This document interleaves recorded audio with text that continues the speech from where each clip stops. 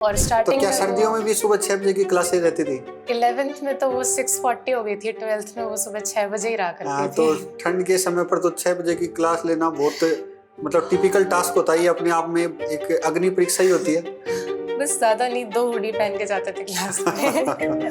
हाँ, जैसे स्कोर कम आया, कई बार 1-2 बार रैंक भी पीछे गिर गई, तो जैसे पीयूष सर से बात करी, नीरज सर से बात करी, मेरे टीचर्स हैं मदन सर, भामू सर, इनसे बात करी, तो ऐसे रहता था कि ठीक है बेटा, उतार-चढ़ाव तो सबकी लाइफ में आते हैं, कोई बात नहीं, हाँ, एक बार सचिन भी वापस उठो, कभी-कभार ज़ीरो पर 0 पे आउट हो आउट हो जाता जाता है। है। बिल्कुल, बिल्कुल। ठीक है। तो जब आईआईटीएन बनने का दिमाग में आया तो फिर दिमाग में ऑप्शंस भी कई सारे आए होंगे कि कहाँ से तैयारी की जाए। तो पीसीपी के बारे में कैसे पता लगा कि हाँ, अपने को पीसीपी से तैयारी करनी चाहिए? मेरे को वो कोचिंग चाहिए थी जो दिखावा ना करे, अपनी चीज़ों पे रहे। हमारा जो रिजल्ट है that is the best result.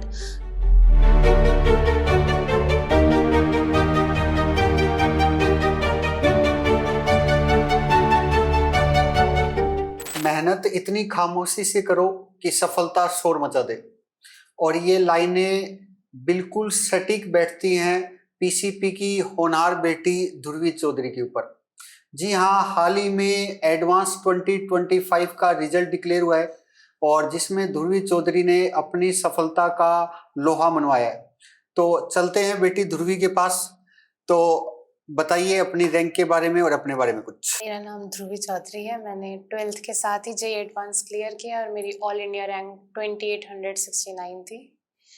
फिलहाल फिजिक्स, केमिस्ट्री, मैथ्स तीनों में इक्वल सा इंटरेस्ट था, तो उसी के बलबूते पे अच्छी रैंक लेके आ पाई हूँ। तो बेटा परिवार में कौन-कौन है और पापा क्या करते हैं? परिवार में मम्मी, पापा और मेरा एक छोटा भाई है। पापा मेरे आर्मी में हैं और मम्मी मेरी टीचर हैं। उनका मैं मेन वो चाहूँगी सपोर्ट जिन्होंने बचपन से दिया, बाकी टीचर्स और पीसीपी की टीम के लिए थैंक यू सो मच। आपका पूरे टाइम का सपोर्ट रहा मेरे साथ में। तो एडवांस में 2800 रैंक, तो कैसा लग रहा है और रिजल्ट का सबसे पहले कैसे पता लगा? काफ़ी अच्छा लग रहा है और मैं जैसे मेरा एनडीए में सिलेक्शन हो गया था, मैं एसएसबी की तैयारी कर रही थी प्रिंस एनडीए से, तो मैं वहीं पे थी। अब मेरा एसएसबी कोर्स कुछ ऐसा था कि वो 2 जून तक चलना था, तो 2 जून को आइडिया था कि रिज़ल्ट आने वाला है। सुबह-सुबह मैंने 7-8 बजे के अराउंड पापा को कॉल किया वहाँ से कि पापा रिज़ल्ट क्या रहा? उठाते पहले पापा बोले, बेटा कांग्रेचुलेशंस, आपकी ये रैंक आई है। तो कुछ इस तरीके से मुझे पता चला था रिज़ल्ट का। बिल्कुल इंटरेस्टिंग है। और एडवांस की एग्ज़ाम होते ही एसएसबी की तैयारी में लगी हुई है, एनडीए का रिटन क्वालीफाई कर चुकी हैं। तो अगला क्वेश्चन मेरा यहीं से है कि जैसे 9th 10th में या 11th 12th जेईई की जर्नी के दौरान आपने कौन-कौन सी एग्ज़ाम्स दी हैं?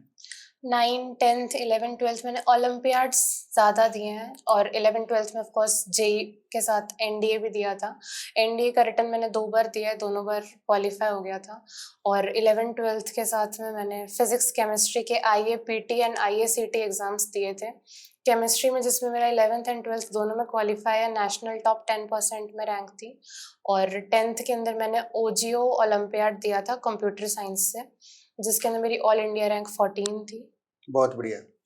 तो ओलंपियाड्स के एग्जाम में अच्छी सक्सेस हासिल की हुई है और एनडीए का 2 बार रिटन क्वालीफाई कर चुके हैं। तो मेरा नेक्स्ट क्वेश्चन रहेगा कि इन 2 साल की जर्नी को आप कैसे देखते हैं? आपका रूटीन कैसा रहता था? जब क्लासेस चला करती थी तो सुबह मॉर्निंग बैच था, सुबह-सुबह 6 बजे से हमारी क्लास शुरू हो जाया करती थी और तो स्टार्टिंग क्या में सर्दियों में भी सुबह 6 बजे की क्लासेस रहती थी?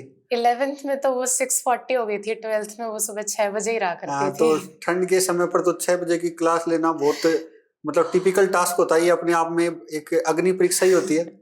बस ज़्यादा नहीं, 2 हुडी पहन के जाते थे क्लास में। बाकी हॉस्टल से क्लास तक जाने में ऐसे जाते थे 3-4 जने मिल कर के, बस पहुँच जाए फटाफट से, ज़्यादा ठंड नहीं लगनी चाहिए। बाकी सुबह 6 बजे से क्लास होती थी, फिर 1 डेढ़ बजे तक हमारी क्लास हो गई, बाद में लंच कर लिया, थोड़ा-सा ब्रेक ले लिया आधे पौन घंटे का, उसके बाद में सेल्फ स्टडी चले जाते थे। फिर रात को बीच में डिनर का ब्रेक ले लिया और वापस सेल्फ स्टडी में बैठ गए। 10:30-11 बजे से एक मिल्क टाइम होता है, दूध लिया, फिर रूम पे चले गए, सो जाते थे उस टाइम पे। सुबह 6 बजे उठना भी है, क्लास है वापस, बिल्कुल। तो प्रॉपर नींद भी ज़रूरी है, इसलिए। तो सुबह 5 बजे उठ जाते थे फिर क्लास के लिए। ठीक है। एक कभी ऐसा हुआ कि अपना टेस्ट में स्कोर कम आया तो उसकी वजह से डीमोटिवेशन आया हो, और फिर अपन मोटिवेट किस चीज से हुए? हाँ, जैसे स्कोर कम आया, कई बार 1-2 बार रैंक भी पीछे गिर गई, तो जैसे पीयूष सर से बात करी, नीरज सर से बात करी, मेरे टीचर्स हैं मदन सर, भामू सर, इनसे बात करी, तो ऐसे रहता था कि ठीक है बेटा, उतार-चढ़ाव तो सबकी लाइफ में आते हैं, कोई बात नहीं, हाँ, एक बार सचिन भी वापस कभी उठो, कभार जीरो पर 0 पे आउट हो आउट हो जाता जाता है, है। बिल्कुल बिल्कुल। ठीक है। हाँ, तो उसके हिसाब से फिर वापस उठे, वापस तैयारी करना शुरू किया, चीज़ों पे वापस आ गए हम। कुछ ऐसे ही था। फिर एक बार मदन सर कहते हैं इस चीज़ को, जैसे ईसीजी है वो ऊपर-नीचे चलती है तभी लाइफ होती है, अगर वो स्ट्रेट हो जाए तो लाइफ कहाँ रहती है। इसी के हिसाब से इसी चीज़ को सोच के वापस शुरू जाते थे। बिल्कुल बिल्कुल। तो नेक्स्ट क्वेश्चन है कि ये जो आईआईटीएन बनने का सपना अपने दिमाग में कब आया कि हाँ मुझे आईआईटी क्लियर करनी है, मुझे एक अच्छा इंजीनियर ही बनना है? ये तो 10th के एंड में ही आया था, हाँ, जब 10th के बोर्ड्स शुरू भी नहीं हुए थे, उससे पहले की बात है कि पढ़ा करते थे उसमें, वापस वही वन शॉट्स रिवीजन देख लिए, कर लिया। बोर्ड से पहले फर्स्ट बोर्ड होता है तो एक अलग ही एक्साइटमेंट तो रहता ही है उसका, तो वो करते रहते थे। उसमें फिर कुछ ऐसी चीज़ें थी कि इंजीनियरिंग करनी है तो आईआईटी से करो, पीसीएम लेके इंजीनियरिंग नहीं करी तो क्या किया। वहाँ से फिर थोड़ा-थोड़ा एक्साइटमेंट डेवलप हुआ कि इंजीनियर बनेंगे। उससे पहले एक बार मेरी एक सिस्टर है, उन्होंने मेरे को 9th क्लास में आईआईटीज़ के बारे में बताया था कि अपने इंडिया के टॉप कॉलेजेस होते हैं, उनकी बहुत ज़्यादा डिमांड है और काफ़ी अच्छे कॉलेजेस हैं, तो तुझे वहाँ से ट्राई करना चाहिए। 9th में हल्का पता था, 10th के एंड तक आते-आते मन बन गया, फिर 11th में कि ठीक है 11th-12th करेंगे तो जेईई करेंगे ही फिर साथ में, बिल्कुल बिल्कुल। ऐसा कुछ था। तो जब आईआईटीएन बनने का दिमाग में आया तो फिर दिमाग में ऑप्शंस भी कई सारे आए होंगे कि कहाँ से तैयारी की जाए, तो पीसीपी के बारे में कैसे पता लगा कि हाँ अपने को पीसीपी से तैयारी करनी चाहिए? मेरे को वो कोचिंग चाहिए थी जो दिखावा ना करे, अपनी चीज़ों पे रहे। हमारा जो रिजल्ट है that is the best result. तो उसके थोड़ी सर्च करते-करते पीसीपी तक पहुँची। फिर मेरा एक बड़ा भाई है जिसने प्रिंस एडू हब से एनडीए में तैयारी करी थी। तो वहाँ से मेरे को पता चला कि यहाँ पे आईआईटी, जेईई एंड नीट की कोचिंग भी होती है and it's the most true coaching जो अपने रिजल्ट को दिखाती है, शो ऑफ नहीं करती है। तो उस चीज़ से फिर मैंने पीसीपी को चूज़ करने का सोचा। बहुत बढ़िया। जो दिखावा नहीं करती, जो अपने ट्रू रिजल्ट्स दिखाती है, और फिर फाइनली पीसीपी सिलेक्ट हुआ। फिर एक लॉजिक और था कि इस आईआईटी, जेईई की जर्नी में जब कॉम्पिटिटिव एग्जाम्स की जर्नी होती है, तो आप लोगों को सोशल मीडिया, मोबाइल फ़ोन इन सब से दूर रहना चाहिए।